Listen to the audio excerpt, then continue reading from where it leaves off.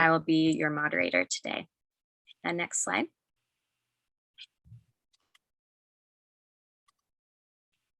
Oh, sorry, hold on.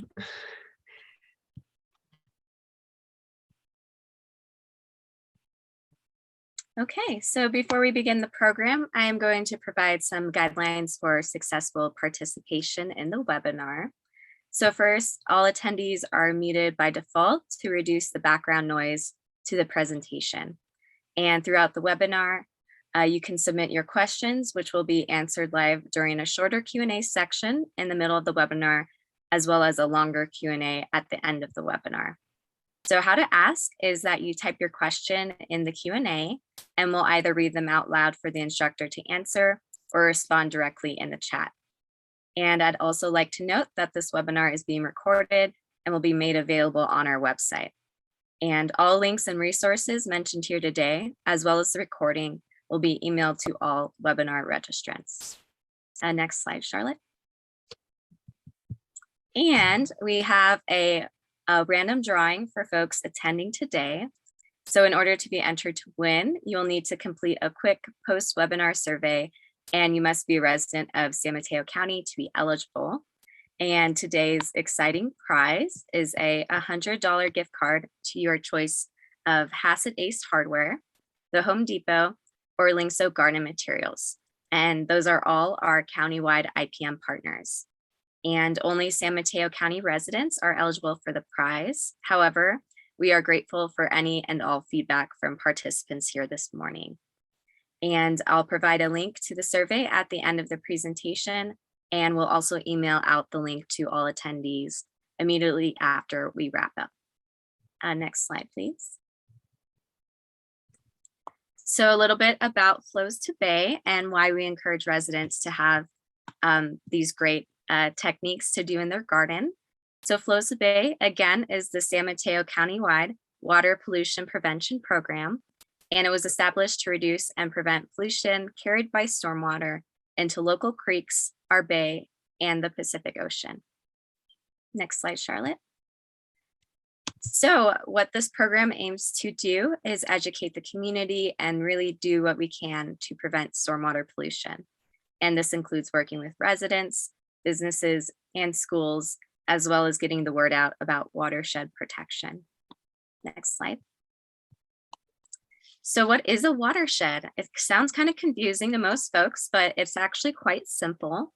A watershed is the land that water flows over or through on its way to a water body, such as a creek, bay, or ocean. So essentially it's a funnel, and it takes water that falls on the land and carries it to larger waterways. And every single person in the world lives in a watershed, and everything that happens in the watershed affects water quality and habitat quality for fish, birds, and other living things, like humans, for example. Next slide, Charlotte. All right, so let's discuss storm drains because that's very relevant in this discussion as well. And in San Mateo County, we have a separate sewer and storm drain system.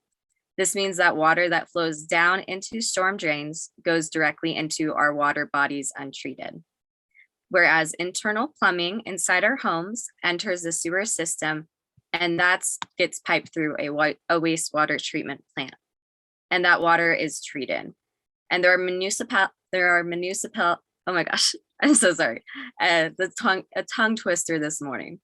There are municipalities, there's that word, that have a combined drainage system, such as our neighbors in San Francisco. Next slide, Charlotte. And this means that water from irrigation or sprinkler systems, as well as rainwater, travel across hard surfaces. And this picks up things along the way, which ultimately end up down a storm drain and untreated into our creeks, bay, and ocean. And common stormwater pollution sources include pet waste, automobile fluids, and emissions. And other stormwater pollution sources include litter on the ground, chemicals and solvents used in soaps for car washing, and pesticides and fertilizers. And as we know, all of these pollutants will eventually end up in our waterways. But that's why we're here today, to discuss what you can do in your garden. And to help us kick off this conversation, I'm happy to introduce our integrated pest management advocate and presenter to the Zoom stage, Charlotte Canner. Take it away, Charlotte. Thank you, Paige. Thanks everyone for being here. I love that thorough intro. I just wanted to add one thing to the slide about the 2 sewer systems, because this is something that people often don't know, that the water that leaves your house and does go to through the sanitary sewer and goes to a wastewater treatment facility, it does get treated, but pesticides are not removed at the wastewater treatment facility. So we're always making sure that we're never going to put pesticides or other chemicals down the drain in our homes, and we're always going to take that to household hazardous waste.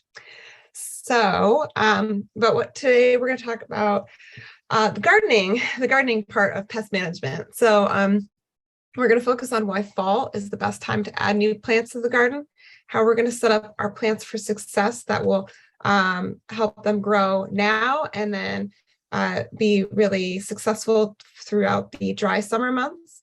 And then we'll discuss some tools for efficient watering and water storage as well.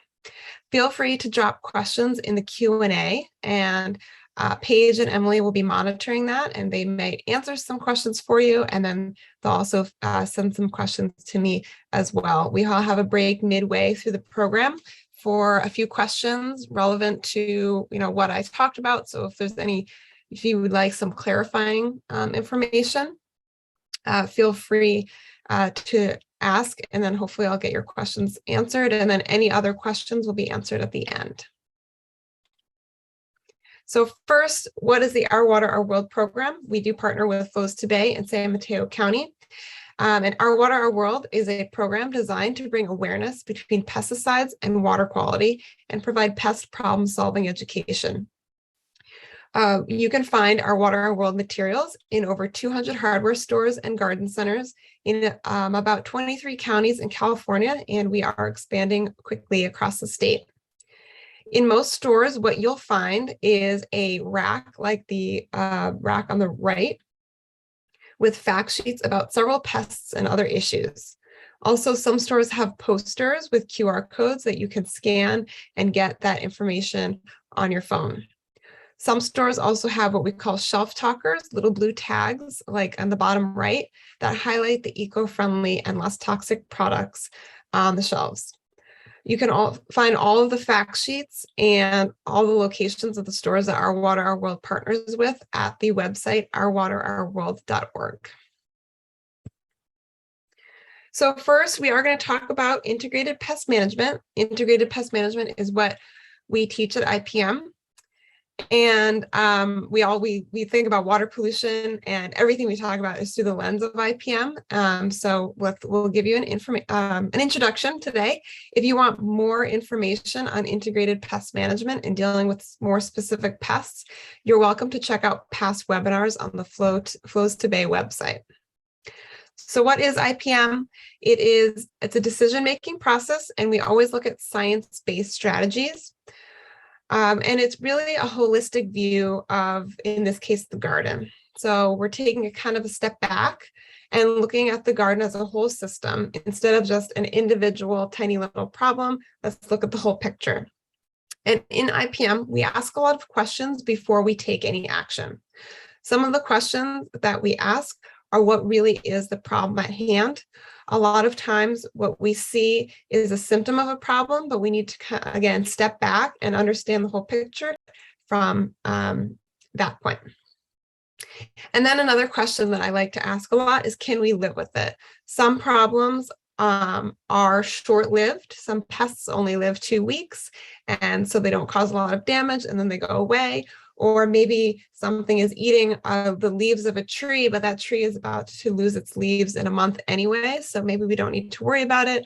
Or the problem, again, is on the leaves, but we're going for the fruit, and the fruit is doing just fine. So maybe we can tolerate a certain level of pest damage.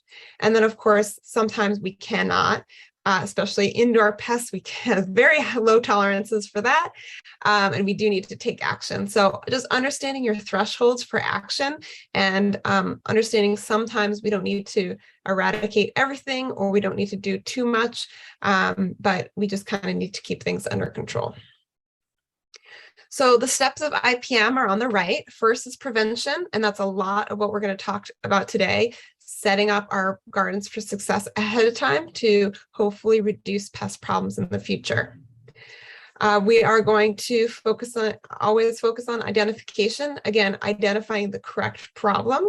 Is it an environmental issue or is it a pest? And if it is a pest, we want to know exactly what kind of pest it is, because all different kinds of pests, even different bugs, require different modes of action. So we really want to understand what exactly we're dealing with. And I'll give you some resources at the end to help with identification. Then we're going to take action steps. If we decide we want to. So cultural controls is really very close to prevention in that it's focusing on the health of the garden. So everything we can do to set up our plants for success will lead to healthy gardens and fewer pests. Pests like stressed out, unhappy plants. So if we can keep our plants as happy and healthy as possible, we'll have fewer pests and the plants will be able to withstand a certain amount of pest damage. Mechanical controls are physical things that we can do in the garden, traps, barriers, and tools. Biological controls are understanding the ecosystem and supporting the ecosystem of the garden. That's a lot of beneficial insects. Again, we want to identify the bug because it could be a good bug. And if that's the case, we want to let it go or support it. But other beneficial critters as well. So we have our bugs, we have our birds, snakes, lizards, hawks, lots of different critters out there that support a healthy ecosystem and a balanced ecosystem. And then in IPM, we have chemical controls as the last resort, those are pesticides, always as a last resort after we've tried everything else. Some people choose not to go for the chemicals at all, and that is perfectly fine. But we're always going to go as last resort and go for the most eco-friendly, less toxic as possible. All right, so let's focus on why we're talking about planting in fall. It's a very unusual perspective, I guess. It's typically, people think spring is the time for planting because that's when things are blooming. But today we'll understand why fall is the time. In the Bay Area, I will be clear, Bay Area is very unique climate. We have the Mediterranean climate where we have hot, dry summers and cool, but not too cold, wetter winters. And that is very unique. Only like 6 places in the world have a climate like us. So again, we're not thinking like New England or the Midwest where they're putting in their plants in the spring. Fall is a great time. So this is just a quick graph of a normal year in San Mateo. July is the driest month and we expect rain to start in October. Let's hope. And hopefully the rain goes through about April. We do expect most of the rain in January or February. And then the hottest month of the year is usually September. This is the norm. Of course, we have been experiencing very inconsistent weather in the last 5 to 10 years. Rain has been extremely inconsistent. Less steady, more short bouts of really heavy rain. I'm sure you all remember if you were here last year, we had crazy rain in October, one or 2 days of rain in October, and then another big storm in December. And then we had an extremely dry January and February, which has contributed to our drought problem. And of course, we've also had spikes in warmer weather. Sometimes we have really warm Februaries, which is unusual. And then of course we had that really extended strong heat wave a couple of weeks ago too. So it's getting a little crazy out there, but we're going to do what we can to still be able to garden. And then of course, I do have to mention we are in a drought. This is the drought map only a couple weeks ago, October 11th. Parts of the state are still in an exceptional drought and much is in an extreme drought, and almost the entire state is in at least a severe drought.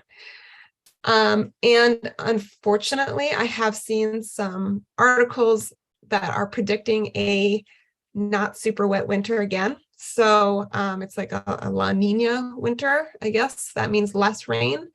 So we still need to focus on drought. We can't just expect the rain to solve all our problems because, as we know, it may not come. So let's see what we can do in our gardens. I don't want to get you down. We're going to talk positive things, and anyway, we can still have beautiful gardens in a drought. So again, the first thing to think about and to consider if you still want a nice healthy garden is to plant in the fall. Now is a really great time. Why is that so? It's really all about taking advantage of those moister, those more moist months that are coming up, October through April, where the soil is going to be a lot more moist and there's going to be less extreme temperatures. We're going to be kind of low. Maybe we'll have a couple of warm days, but nothing too hot. So we're going to take advantage of the shorter daylight hours, which means less stress and less strong sun and more moisture in the soil. The cooler evening temperatures, again, keeping that soil moist and keeping those temperatures regulated. We're going to expect, hopefully, weather, which is in, it's free irrigation. We don't have to turn on our hoses. We can have a nice deep watering just coming from the sky.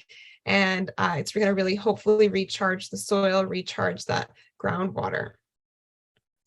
And it's again 8 months till the heat of the summer and 10 months till the driest month of the summer is upon us. So again, getting our plants in now where the temperatures, the soil moisture are going to be less extreme.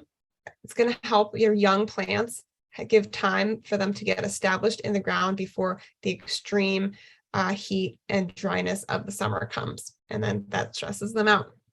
And another bonus reason that I don't have on here is nurseries tend to have sales in the fall. So great time. I actually did this the other weekend. I went to a nursery and bought up, basically cleared out their sale rack. So highly recommend checking out your local nurseries. So what can we do to set up our plants for success so that they can survive the drought and more stressful summers that we're having? These are all the things we're going to talk about today. We're going to choose native varieties and plants that need less water. We're going to group plants together that need similar water needs. We're going to water deeply. We're going to maintain healthy soils and apply mulch. We're going to keep water on site, and we're going to provide regular maintenance. So let's talk about these. First, which plants are best for your garden? We have talked about this before. We're going to always choose, you don't have to go 100% California native, but California natives, of course, are going to be more suited for this climate. But they don't have to be the California natives. They could also be Mediterranean plants. Again, plants from South Africa or the Mediterranean region are going to be really much more suited to our summer dry climate. We're going to match plants to the conditions of our garden. So we do have microclimates in the Bay Area. So understand if you're in a foggy or a warmer area, but also your garden itself has microclimates within it. So you want to make sure you're matching plants for the correct spot in the garden. And then we can consider choosing pest and disease resistant varieties. Of course, not all plants have the variety that you might want or be resistant to a very troublesome pest, but definitely consider looking around, especially talking to your neighbors, see what pest problems they have, and consider that when purchasing plants.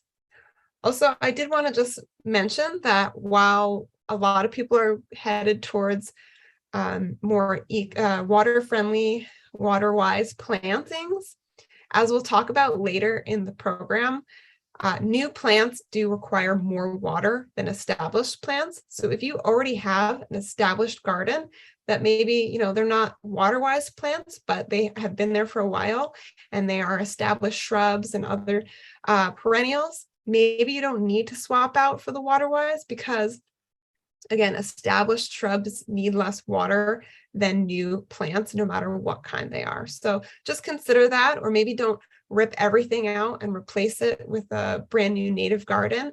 Maybe do it one at a time, a couple of plants at a time, just to keep that those water needs lower all at once. And you might want to consider a lawn substitute as well. As we all know, you probably have heard the campaigns. There are lawn rebates available for people wanting to remove their lawn. Now, removing your lawn does not mean putting in rocks or succulents or whatever. You can do a beautiful garden in your lawn area, in your front yard or your backyard, or you can replace it with a less water intensive plant, even grasses. So there are lots of great options. Red fescue, meadowgrass are great, like actual grass replacements. And then two really wonderful ground covers that really are hardy and do well with in like, being walked on are Diamondia. It really gets nice and tightly knit, the one on the bottom left. And then creeping thyme, purple carpet creeping thyme is really beautiful, very hardy, and the flowers are beautiful purple and they attract a lot of bees. So maybe more for a strip like in the picture and less for like a play area, but really, there are tons of options, and I can share resources with you later on where to find more options.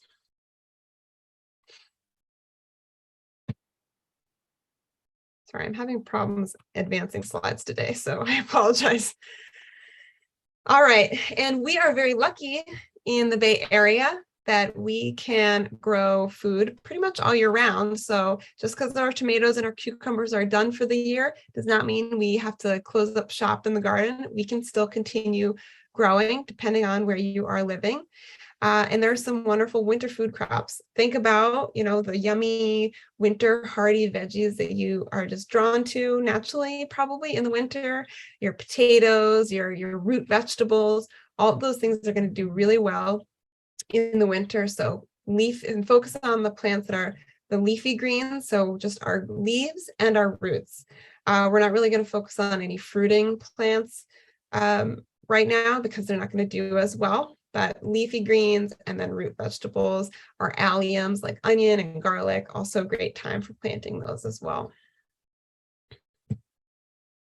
And consider growing heirloom veggies. So if you're at if you're looking at seeds or you're at the nursery, maybe look out for some heirlooms. They tend to be, there are varieties from Mediterranean regions that are going to be more suited for our climate. And a lot of them can be drought tolerant and save you water for when they're being grown. Here are some plant lists that Paige and Emily will send out at the end of the program, but these are some great resources to find plants that are going to be well suited for your garden. The UC Davis Arboretum All-Stars, Pasqua Bay Area Gardening has great lists. I know they have like a lawn replacement list to explore. The California Native Plant Society, CalScape. I believe even CalScape talks about, how different plants attract pollinators and other critters in the garden that you want in the garden. Of course, your local master gardeners. The San Mateo Master Gardener is a great resource. And then, of course, your knowledgeable garden staff at local garden centers.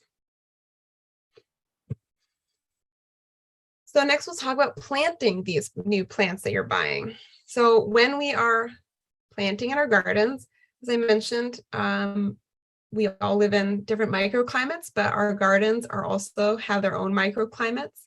Sun, shade, wind, slope, structures like fences and buildings will all create different microclimates. So really study your garden before you put any plants in. And then when we do put plants in, it's really important to group them together according to the microclimate and especially their water needs. When we're putting plants together that have the same water needs, they will all be successful and happy, as opposed to if you're putting a very drought tolerant, low water use plant next to something like a rose or a veggie garden. We want to keep those separate because at some point one of those is going to be very unhappy and will be stressed and probably attract pests. So grouping plants together with the same water needs is called hydrozoning. And also, in addition to making the plants happier, they're also going to make our lives easier. When we have one area that's going to be higher water use, we can focus on watering that one area more often, where other ones we don't have to, so we don't have to run around the garden. Watering each individual plant differently, we can just focus on one area as the high water use area, and then the other ones we don't have to pay as much attention to. I will share that if you are putting new plants into existing established beds, that is fine and that is doable.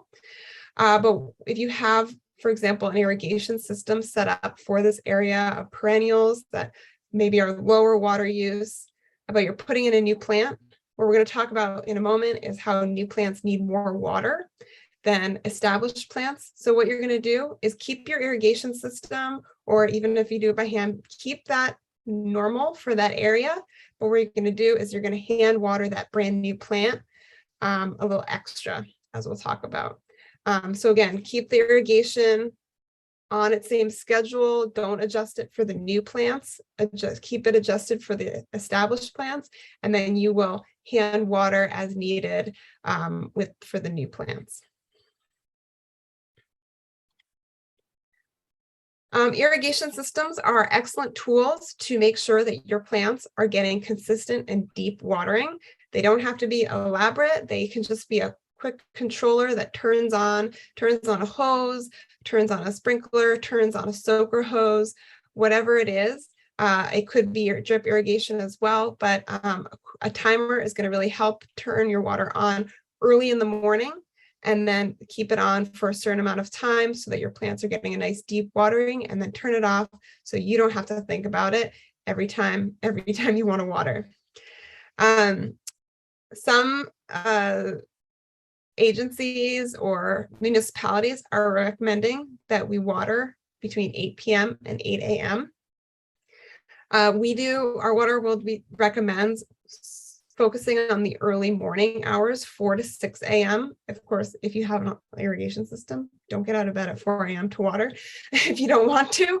But if you have an irrigation system, focusing on that 4 to 6 a.m. hours, if possible.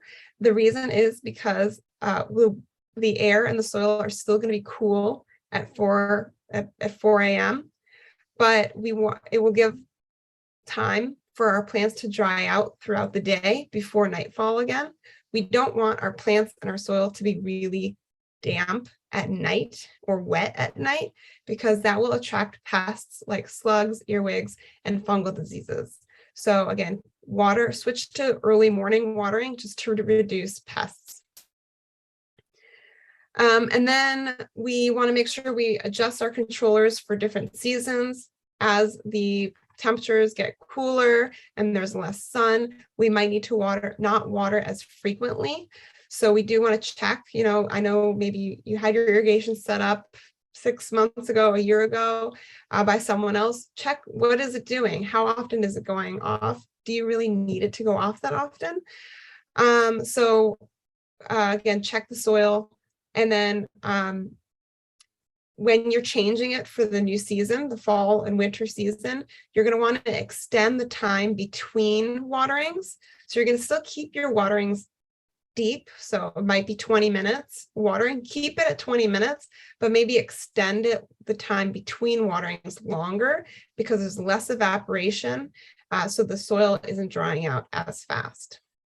And then, of course, if there is rain in the forecast coming, we can either temporarily turn our irrigation off, or maybe just turn it off for the whole season, depending on your garden needs.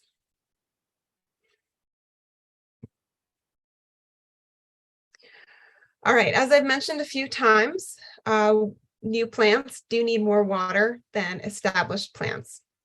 So when we are planting, we need to remember this.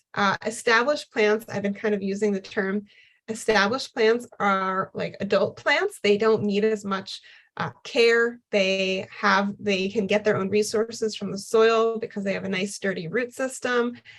It does take a while for plants to be established. Some plants can take 6 months to a year. Trees and shrubs can take 3 to 5 years to become established. And in that time before they are established, we're going to need to give them a lot more care, and that includes more watering. So when you're buying plants at the garden center, they all have little tags in their pots, like so. Oh, you can't really see that. Like this, that'll tell you how much water they take. That is the amount of water that they take once established. So again, if it's low water use plants, maybe they only need water every 1 or 2 weeks, but that's again, once they're adults and they're established in the ground. Up until that point, we're going to water them more frequently because they're little babies or teenagers when we put them in the ground. So looking at the photos on the screen, we have our little 4-inch pot. The root system is only this big, but our goal is to get the root system to really spread out and down. And we're going to do that using our watering. So when we water, we are going to use the water to encourage the roots out and down. So we're going to irrigate all around the plant, not just at the little base of the plant. We're going to go around the plant to really expand that root zone. And then we're going to make sure we're always watering deeply. We want that water to go down in the ground because that's where the roots are going to go. The bottom left drawing there shows the difference between a root system that only gets shallow watering or a root system that gets deep watering. And then the top right is a bird's eye view of like a tree or any kind of plant. The root zone usually extends at least to the drip line of the tree, usually more. So you want to make sure you're giving water to those outer roots there. You are never watering at the base of the plant, the crown of the plant, because that will really offer no benefits to those to the roots, and it could invite fungal diseases as well. We don't want the crown of the plant to be have a lot of moisture there.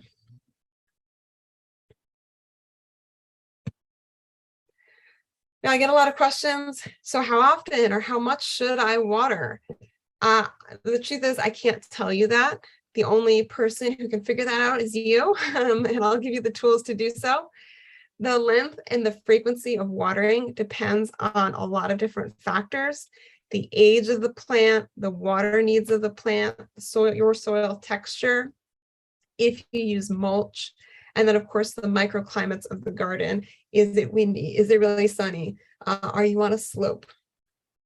So what I encourage is looking up a watering guide for your area, and that can be a starting point. So that's just going to give you a place to start looking at based on the soil you have, what kind of plants you have, what kind of irrigation you have. And then from there, we're going to observe and we're going to make adjustments. And you're going to always want to observe the soil before you water, during your watering, and after your watering, and make adjustments that way. And I do apologize. I couldn't find a watering schedule for San Mateo County. This one on the screen I grabbed from the Urban Farmers Store, which is located in San Francisco and the East Bay. So it could be a starting point. I do know that East Bay Mud has one for the East Bay, but of course, it's much hotter out there than in San Mateo. So you could look up some of those still just to get an idea and then make adjustments as you go. So how can you tell if you have watered enough? Well, stick your fingers in the ground. Unfortunately, that is the best way to do it. We can't ever tell how much water is in the soil just by looking, because sometimes there's mulch on the soil. Sometimes the soil, like the top layer of the soil, will dry out really fast. But if we just break it down, it'll be nice and moist underneath, or the opposite happens, which happens to me a lot. It looks like we did a nice deep watering, but then we dig down a ½ inch and it's bone dry.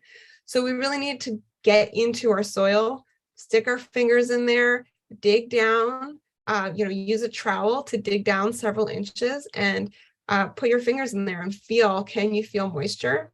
And that'll help give you an idea of how deep the watering is going. You can also use a water moisture meter too. They sell these at most hardware stores. This can help you understand how much moisture, and it will help you dig deeper and have a more consistent understanding as well. let's pause and I can answer a couple of questions that have come up.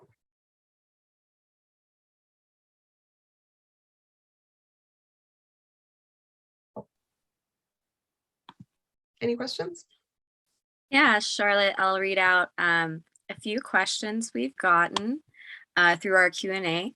So the first is, what is a non-toxic way to treat powdery mildew in dahlias at this time of the season? They are still pumping out blooms, but realistically, they will be done for the season in about 3 to 4 weeks. However, I had a little powdery mildew earlier in the season and would like to know the options for next year. That's a great question. Powdery mildew, so I love the context that they're going to be done in a couple of weeks, because clearly you're listening earlier when we were talking about, well, maybe we can let them go. But an easy, really extremely non-toxic way to manage powdery mildew is washing the plant off. Powdery mildew is very unlike other fungal diseases in that it actually likes drier, warmer conditions. So we're seeing a lot of it now because in the last couple months because it's drier and warmer. So you can actually just wash the plant off. So either an overhead watering or take a nice, like a moist sponge or a towel and wipe some of the leaves off. That's a good way to do it. I would always recommend doing that, of course, in the morning, because we want the plant to dry out before nightfall, to introduce other fungal diseases. I would do that. There are fungicides that I could, that we could talk about. Copper is one of them, but knowing that the plant is going to be done in a couple of weeks, and it's still giving you blooms, I would just focus on just washing the plant off and just wiping the plant off manually. Okay, thank you, Charlotte, for your input there. One more question we have is, someone asked if there are any suggestions you have for a native bushy plant that can replace a wood fence. A wood fence.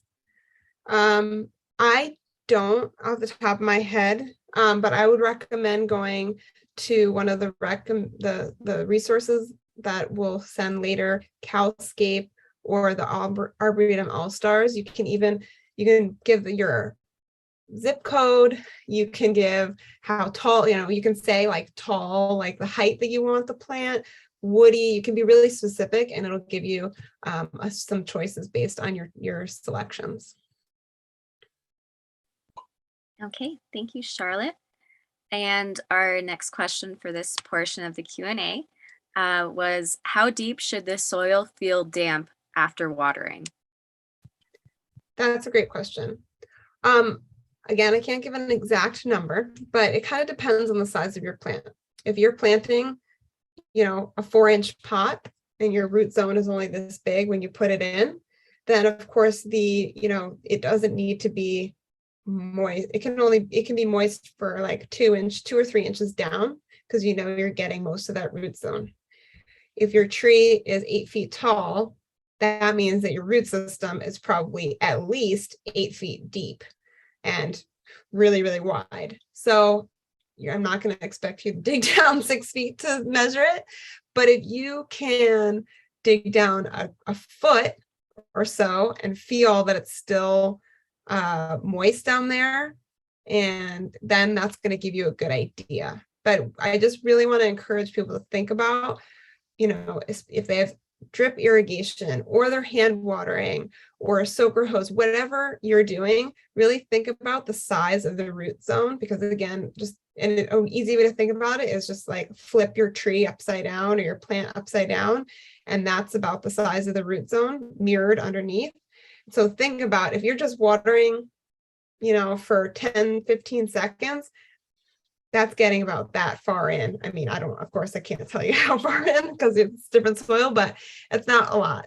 So if your drip irrigation is only going on for 5 minutes, understand how much water is coming out of that drip and calculate how much water is going into that soil. It's kind of just a mental exercise to think about how much water is going down into the soil. So yeah, again, it depends on the size of the plant. You kind of want to at least, you want enough water to reach like 50% of the root zone when you're watering, because the water will move down throughout the rest of the root zone once you're done watering, but you do want that much of the root zone to get water initially. Okay, and the last question for this portion of the Q&A, and then we'll have a longer portion at the end, was an attendee asked about a young willow tree they planted recently, and the area around it has been neglected, and they're wondering about a best practice for killing the weeds and grass to help the young tree survive. They just kind of gave some suggestions like cardboard to block the sun, companion plants that are drought resistant, or putting mulch around the tree. So seems like they're getting some good questions in here and good input so far for Charlotte. Yeah. I was going to suggest mulch or sheet mulching, which we'll talk about very shortly. So that's a great way to do it. So hopefully I'll answer the question in the next couple of slides. Okay, then I think that's a great transition point. Charlotte, you can carry on with your presentation, and thank you folks for your questions so far in the Q&A, and keep them coming over there. Great, thank you. All right, another aspect to setting up our plants for success is the soil, because healthy gardens and healthy plants start with healthy soil always. So if we focus on the soil health, we're going to have much more success. We have actually been talking about both composting and mulch, using compost and mulch as drought insurance. That's what we're calling it, because as we'll see in the next couple of slides, it can do so many benefits for your soil. So first is compost, one of my favorite subjects. I'm so happy to ask questions or answer questions about soil and compost. Compost is, again, it's organic matter that has been decomposed, broken down, eaten by bacteria, fungus, microbes, and other decomposers. So it's the finished material of the food scraps, etc. Adding compost to your soil basically turns your soil into a sponge. It improves the soil structure. So if you have sandy soil, adding compost will glue the particles of the soil together to really hold together, so that, I'm sure, if you have sandy soil, you dig in and everything just collapses. I have sandy soil, so I'm very familiar, but compost kind of glues the particles together, holds them together so that they're more structured, and they can actually hold on to water and nutrients longer, but still allow for air and water to move through the soil. If you have clay on the other side, side of the spectrum, you have clay soil, compost will actually break up the small tiny particles of the clay and add spaces and pore spaces for air, water, roots to infiltrate. So compost is going to help any kind of soil you have create better structure. Compost can hold 5 times its weight in water. So it acts like a sponge. It holds on to water longer, and it increases the microbiology in the soil. We need that microbiology to feed our plants. Our plants can't survive without life in the soil. So adding compost to the soil will increase that microbiology. Compost can balance pH levels. It recycles nutrients, of course, from food scraps and other materials. It does reduce our need for chemical fertilizers and pesticides because it grows healthy plants. And it does actually fight pathogens and bad bacteria in the soil as well. A few ways to apply it. If you have a new bed or a new planting, I'd recommend, say you have a new bed, you can layer 1 inch of compost over the whole soil surface and then gently dig it in. Or if you're putting just like one plant in the ground, you have the hole ready, you can put a couple of handfuls of compost right in there. You don't want to entirely plant the plant in compost, but you can put a handful or 2 in to mix in with the existing soil. If you have existing plants already in the ground established, you can top dress. So that means just put compost on the soil surface and water it in. You do want to focus it under the drip line of the plants, the outer edge of the tree or the canopy of the plant, so that the moisture can pull those nutrients and materials into the soil. If you have mulch on your soil surface, clear the mulch away, put the compost down, and then put the mulch back on top of it. And then, of course, you can also make a compost tea, which sounds pretty much what it is. It's a compost kind of soaked in water, and then you water the either you can spray it on the leaves or you can water it into the soil like a liquid fertilizer. Organic fertilizer, if you choose to use it, can really help your soil and help your plants. Organic fertilizer is fertilizer that's derived from other organic materials like mushrooms, manure, compost, kelp, blood and bone meal. It's not derived from fossil fuels, which synthetic fertilizers are. They contain lots of micronutrients and they are slowly released to your plants. So I do encourage always use an organic fertilizer. It's going to be the most sustainable way to feed your plants over time.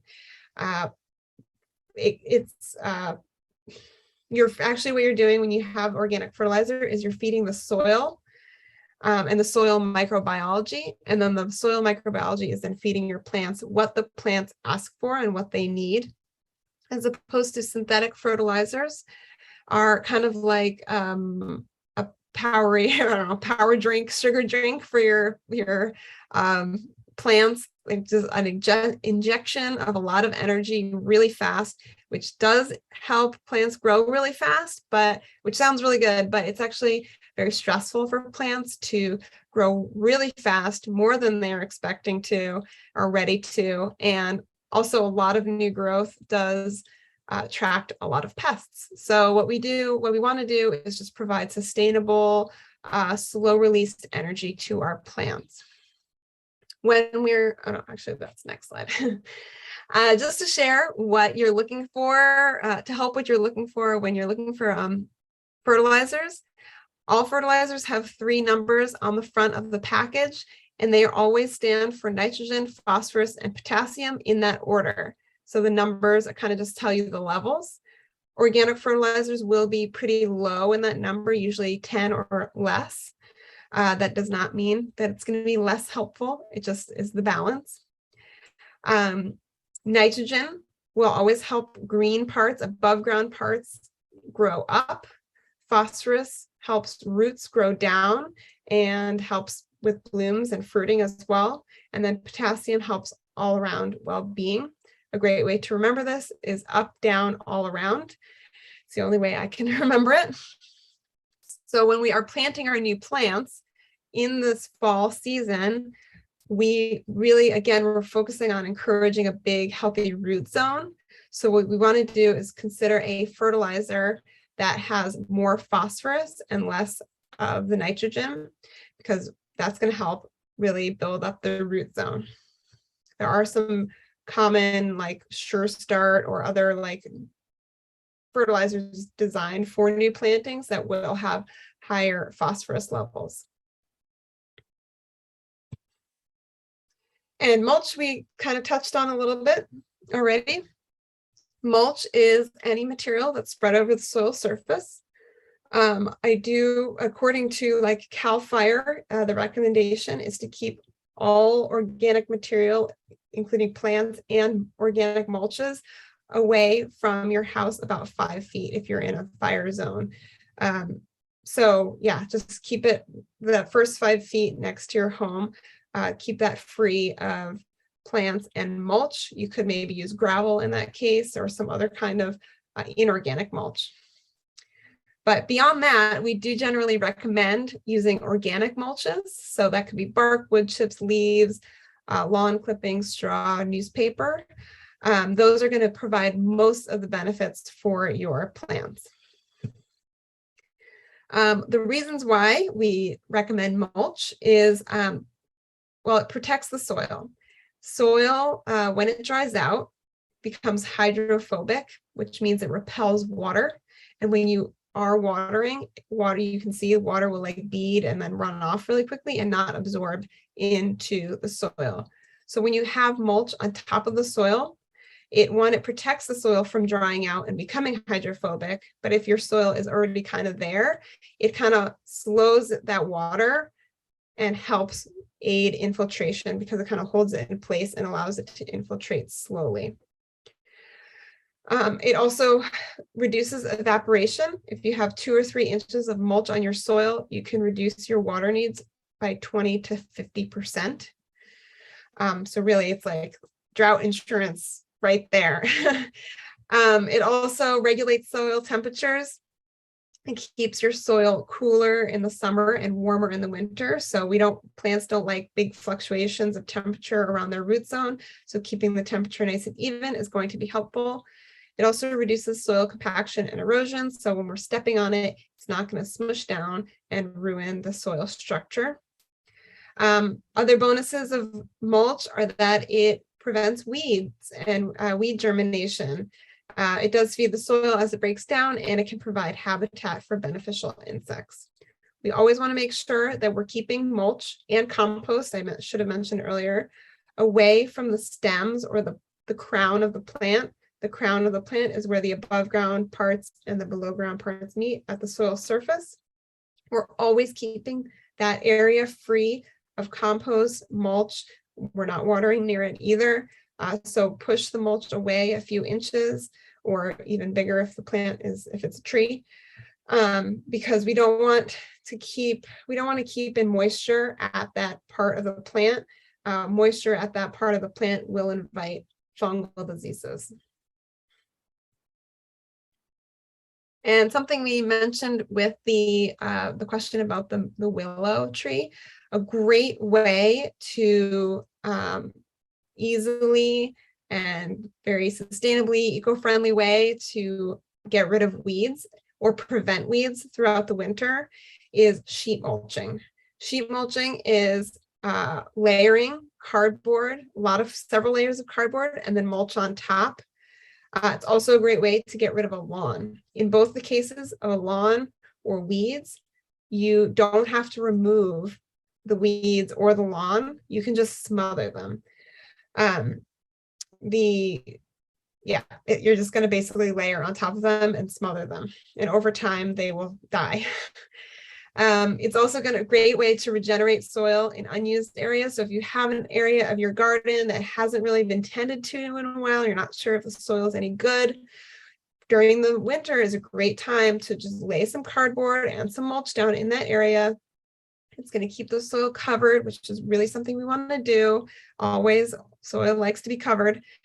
And it's going to break down over the winter time, add nutrients to your soil, and then maybe in the spring you can pop some plants into there. You can also plant directly into the fresh sheet mulching as well. You don't need to wait for it to break down. But if you're regenerating the soil, maybe you do want to. And as the cardboard and the mulch breaks down, it will feed the soil over time. A few more steps on sheet mulching. If you're removing a lawn, you do want to, you can leave the lawn in place. You do want to cut the edges of the lawn away from any hardscape like sidewalk or driveway, just because it's going to raise up a level. So you kind of need like a tapering. You're going to make sure if you have sprinkler heads, you want to mark where they are so you don't cover them. You're going to lay down your cardboard. I recommend 2 or 3 layers of cardboard. Ask your neighbors, go on Nextdoor, Craigslist. People always have cardboard to get rid of. I assure you, I have done this myself. I was welcomed into a garage of someone who had just moved. Their whole entire garage was full of cardboard. I just had at it and grabbed all of what I needed. So look around. You don't need to buy rolls of cardboard unless you want to. And then you're going to add at least 3 inches of mulch on top of the cardboard. Now you can use compost in this as well, especially if you're, say, regenerating the soil like we talked about. You can put compost. I would probably recommend putting compost underneath the cardboard, but you can put it on top of the cardboard under the mulch if you wish to. And then, as I mentioned, you can either wait for some of it to break down and then plant in it next season, or you can plant directly into the fresh sheet mulching as well. So it is recommended that you use 1 gallon size plants or larger. Any smaller kind of gets lost in the height of the sheet mulching. So you're gonna have your spot, your hole for the plant. You're going to spot amend, put your compost, put your organic fertilizer into the hole, put your plants in, and then cut around the cardboard, of course, to allow for it to grow within that. And then, of course, you're going to cover your mulch on top of that. I do recommend, if you have drip irrigation or soaker hoses, you want to put your irrigation down before you put the mulch down. But not, I would definitely put it on top of the cardboard, but under the mulch. And then you're going to want to, of course, monitor your plants as they are established. They will get larger, but hopefully the cardboard will also break down so it won't strangle them. Some other ways to keep your soil covered, as I mentioned kind of quickly, soil does like to be covered. It will cover your soil with mulch or plants or cover crops, as we're going to talk about, really just protects the soil from being damaged from storms, sun, rain, and it will help preserve that soil structure, that life in the soil, and also won't let it dry out and create a nice, that hard crust. So another great way to do this is using cover crops. This is a really great way, especially if you have veggie gardens that you're maybe not going to use, or maybe some of your beds are kind of in transition. Cover crops are plants that aren't usually harvested for any reason. They just do great things for the soil. Fava beans, you can harvest the bean, and even like the tip of the plant is actually really lovely to either cut and put in a salad or stir fry. So you can eat some of the fava bean, but mostly we're planting fava beans, clover, soybean, flax, ryegrass for the benefits that they add to the soil. They are going to grow in the soil. They are going to protect the soil from damage and erosion. Those roots from these cover crops are going to hold the soil in place. They're going to feed the soil microbes. Some of these cover crops, like fava beans, all the legumes, actually add nitrogen to soil while they're growing. So great for areas that you planted tomatoes in, or other heavy feeding plants. We're going to restore the nitrogen in the soil by using cover crops. Also, it provides flowers and other plant material available all year round, which is going to be very good for their beneficial insects. And of course, we always want roots in the ground. Covered soil will help with our soil structure and our water holding capacity. I will mention, I should have put this on the slide, when we're done. So we do want, at least with fava beans, we do want to cut them down before they go to seed, before they fruit, for the maximum nitrogen fixing in our soil, if that's why we're planting them. If you're planting them to replenish the soil, then you want to cut them down before they form seed pods, because they pull all their energy out of the soil and focus on making those seed pods. I would recommend maybe leaving a couple of them to make the seed pods, because then you can harvest the seeds and either eat them or save them for next year and plant more cover crops. But what you want to do is cut the cover crops right at the base of the soil down before that happens. Compost the green parts, chop and drop it right there. Leave the roots in the soil. You want to leave all the cover crop roots in the soil. They will continue breaking down in the soil, adding nutrients and keeping that soil in place. We don't want to rip them up. And then last couple things to do in the garden to really set up our plants for success throughout the winter and then the coming seasons is just focus on maintenance. Even though it's getting colder, windier, maybe rainier, still get out in your garden, pick up fallen food crops so that they don't attract pests. We're going to keep any fungal diseased plants, just remove them, put them in a bag or get them off site as soon as possible. You can put them in the municipal green bin, but do not put any diseased leaves or fruit in your home composting bin. Get them off site. We're going to selectively prune. We're not doing heavy pruning right now, but we are going to look at, especially at our trees, see if there's any branches that look damaged, dead, or diseased. Get rid of those, and anything that could potentially fall or damage the plant in like a windstorm or a rainstorm, let's get those branches out of there as well. So we're just kind of pruning to prepare for any storms, but we're just going to do really light pruning. We could offer our plants some more organic fertilizer throughout the winter, and then plant our cover crops, as I mentioned. And then don't forget about irrigation maintenance. As I mentioned, we want to adjust for the season. And then we also want to check for leaks because a leak could cost a lot of money and waste a lot of water. So we're always checking for irrigation leaks and issues, making sure the water is actually going where we want it to go. At this kind of time of the year, rats and other critters do like to chew irrigation lines because there is so little water in the environment. So that might be happening. We want to check for that. All right, we're going to switch gears a little bit and focus on water, keeping water on site. Now, the idea with keeping our water on site is we want to slow it, spread it, sink it, store it. What that means is we're going to slow the runoff. We don't want rain rushing off our roofs or out of our gutters into the street and pulling with it whatever the mulch, the soil, all the material with it into the storm drain. We want to slow it down. And we can do that with terracing, more pervious surfaces, rain gardens. We'll talk about that.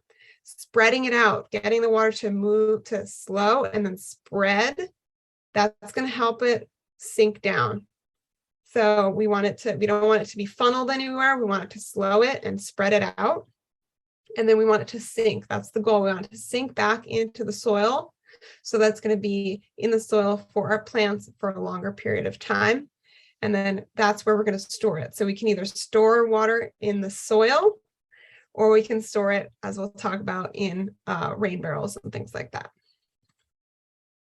And our goal with this is to prevent runoff. We don't want debris and pollutants contaminating our waterways, getting into our storm drains and then our waterways. But we also want want as much rain in our gardens. So if rain is running off into the street, it's not doing us any good. We want to keep it on our lawns, in our gardens, as much as possible, on site as possible. Some ways to do that is increasing our permeable surfaces. So if you do have hardscaping, make sure that water can infiltrate, and you can do that with bricks, stones, DG, which is decomposed granite, gravel, dry laid patio materials. This is going to help, again, that water sink down and not rush anywhere. And also it's going to help that water, sink down and still be accessible by the plants, because, roots go underneath hardscaping. So if there's water infiltrating the hardscaping, those roots are still going to be able to access it.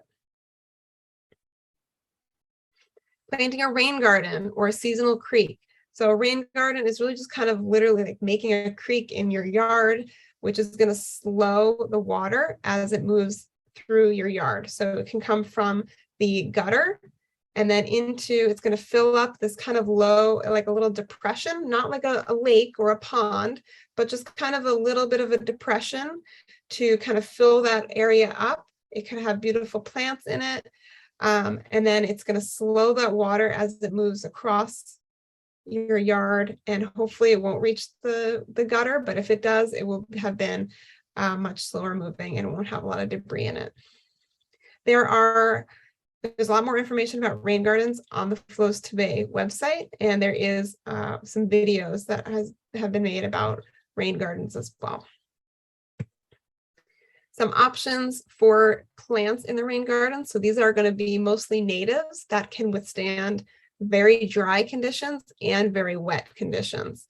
So they're going to be mostly natives: yarrow, California fuchsia, California buckwheat, poppies, sedges. There are a lot of different kinds of plants that you can plant in a rain garden.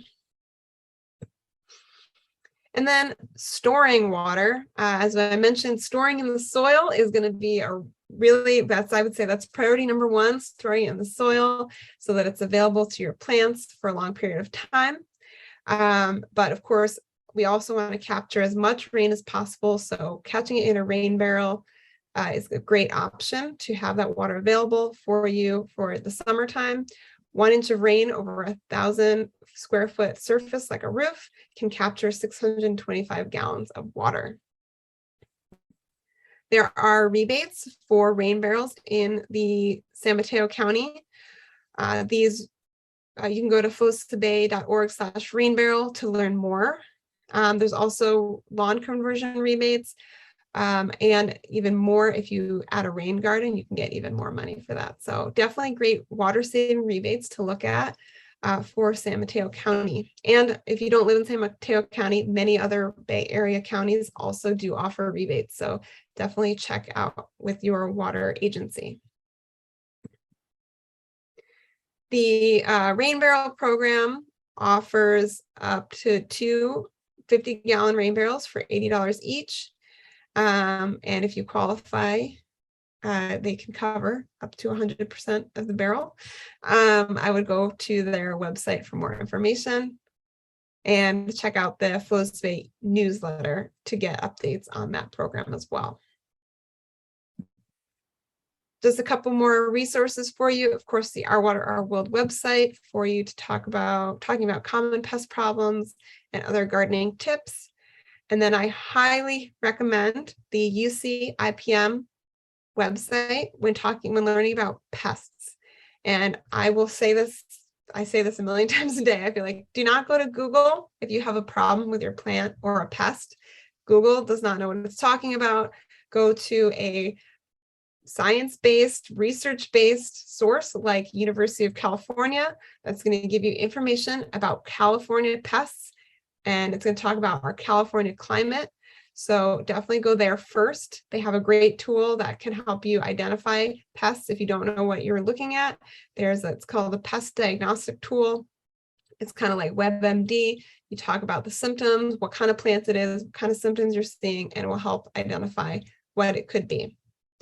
Bugguide.net is a great source for identifying bugs, and the National Pesticide Information Center is a great place to go to learn about pesticides, both the eco-friendlies and less eco-friendly, to learn about how they work and what they do for the environment. And with that, we can finish with some more questions. You can always reach, again, ourwaterourworld.org, fostabay.org. You can also reach me. earth-ally.com is my website, and my email is info@earth-ally.com, and there's my Instagram as well. So thanks for sticking around. Yeah, thank you everyone, and thank you so much, Charlotte, for your expertise on this topic.